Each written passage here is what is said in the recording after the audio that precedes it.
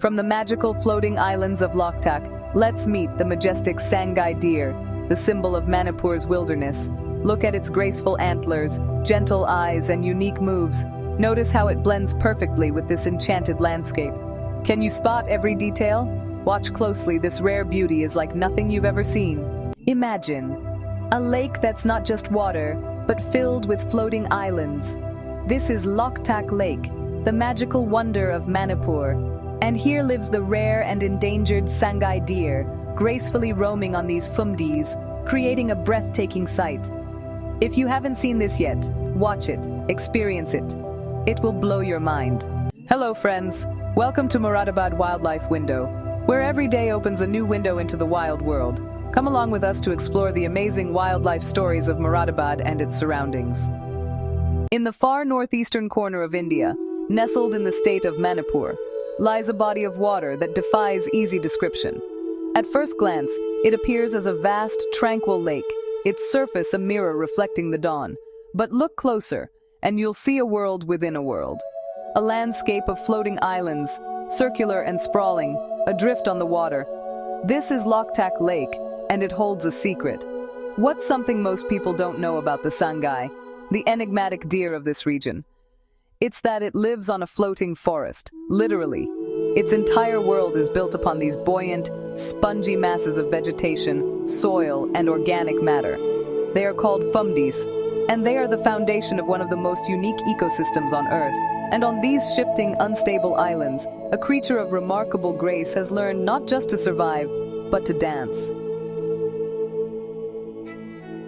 Loktak Lake is the largest freshwater lake in northeast India, its area swelling and shrinking with the seasons, from around 250 to nearly 500 square kilometers during the monsoon.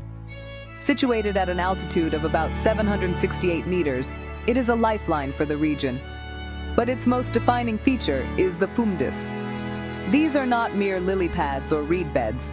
They are complex living islands. They begin as a tangle of aquatic plants, which trap debris and soil washed down from the surrounding hills. Over decades, this material decomposes and compacts, forming a thick, peaty base. The top layer remains a vibrant carpet of grasses, reeds, and other flora, while the submerged portion, which can be several meters thick, acts like a natural raft. Their buoyancy is a delicate balance. During the dry season, the Phumdis sink, their roots touching the lakebed to absorb nutrients. When the monsoon rains arrive and the lake swells, they rise again, floating freely. This remarkable cycle sustains a rich web of life. Fishermen have long adapted to this environment, creating their own man-made Phumdis. From the air, you can see hundreds of perfect circles on the water's surface. These are athafums, floating enclosures used for aquaculture, a testament to the deep cultural connection between the people and this floating world. But the largest, most vital of all these Phumdis forms a protected sanctuary in the southern part of the lake. That's Keibul Lamjao National Park, the only floating national park in the world. Spanning just 40 square kilometers, this single continuous mat of vegetation is the last and only natural home of a very special animal. The Sangai, a subspecies of the brow-antlered deer, known scientifically as, is an animal perfectly sculpted by its environment. Often mistaken for the more common sambar deer, the Sangai is distinguished by its uniquely curved antlers, which seem to grow forward before branching out, resembling a lyre. Its coat changes with the seasons, a rich brown in winter that lightens in the summer sun. But its most famous characteristic is its gait. To navigate the soft, yielding ground of the Phumdis, the Sangai has developed a delicate, high-stepping walk. It presses its feet down to test the ground's stability before committing its full weight, then springs forward in a motion that appears rhythmic and graceful. This is what earned it the beloved nickname, the dancing deer. It's not a performance, but a masterclass in adaptation, a dance for survival on a stage that is constantly in motion.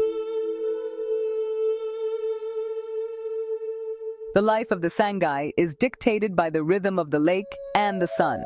They are most active during the twilight hours of dawn and dusk, a behavior known as being crepuscular. In the soft morning light, they emerge from the cover of tall reeds and grasses to feed. Their diet consists of the very plants that form their floating home, grasses like reeds like, and a variety of other aquatic and semi-aquatic vegetation. They are both grazers and browsers, their movements careful and deliberate. During the heat of the day, they retreat into the densest parts of the Phumdi, finding shade and security among the towering reeds, which can grow over 15 feet tall. They live in small herds, typically led by a dominant male during the rutting season, which peaks from February to May. The air fills with the calls of stags vying for the attention of females. Historically, the Sangai faced threats from predators like tigers and leopards, but today the greatest dangers are human-induced. Their world has shrunk, and their existence has become a fragile one. The story of the Sangai is a dramatic tale of near extinction and rediscovery. In the early 20th century, its population plummeted due to relentless hunting and the conversion of its wetland habitat for agriculture. For a time, it was believed to be completely gone. In 1951, the Sangai was officially declared extinct, but local communities held onto stories, whispers of a few deer still hiding in the deepest swamps of Loktak. Then, in 1953, a survey team, guided by naturalist and tea planter EPG, ventured into the remote Keibul Lamjao area. There, against all odds, they found a small, isolated population of Sangai, clinging to existence on the floating Phumdis. The dancing deer was not gone. This rediscovery sparked a new sense of urgency.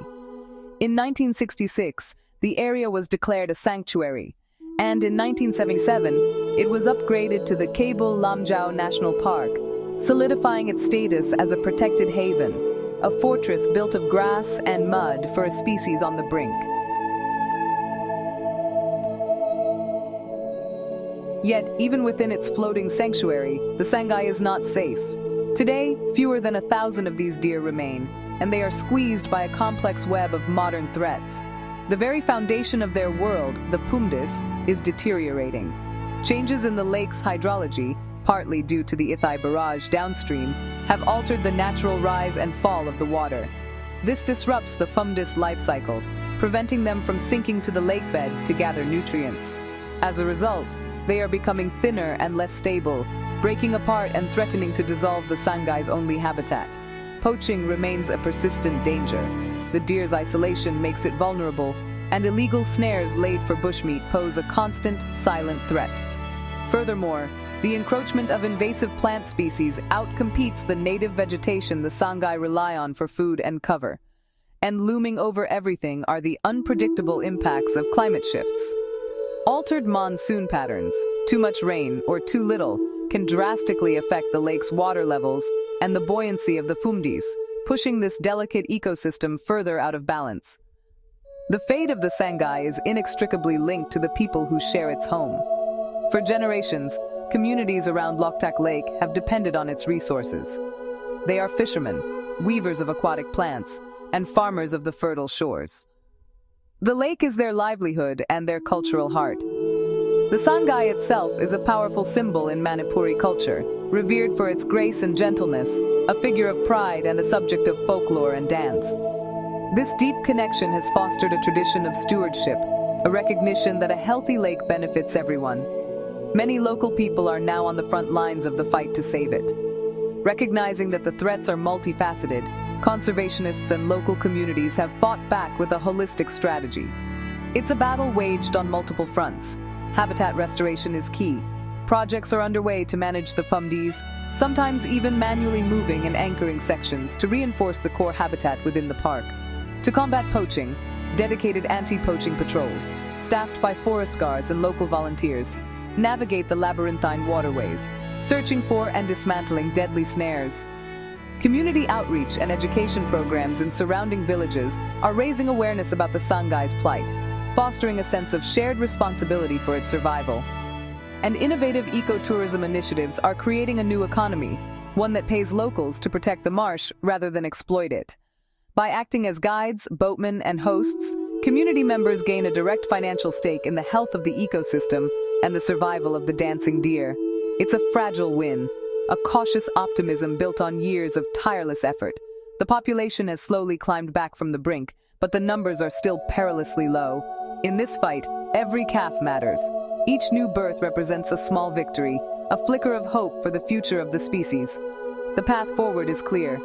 If we keep the Phumdis healthy, if we maintain the delicate balance of this floating world, the Sangai keeps dancing. Its survival is a barometer for the health of Loktak Lake itself. The story of the Sangai is a powerful reminder that protecting unique places saves unique lives. In a world of shrinking habitats and disappearing wonders, this floating forest and its dancing deer stand as a testament to the resilience of nature and to the profound difference we can make when we choose to act. Protection of the dancing deer. The dancing deer, or swamp deer, is protected under Schedule Y of the Wildlife Protection Act, 1972. Hunting it is illegal, punishable with 3 to 7 years in jail, and a fine of Rs 25,000 plus. Its antlers have no real medicinal use. Hunting was mainly for meat and trophies. Today, conservation efforts and sanctuaries are helping this rare species survive. If you enjoyed our wildlife journey, don't forget to like and subscribe. Join Moradabad Wildlife Window and experience new adventures in nature every day. See you in the next episode.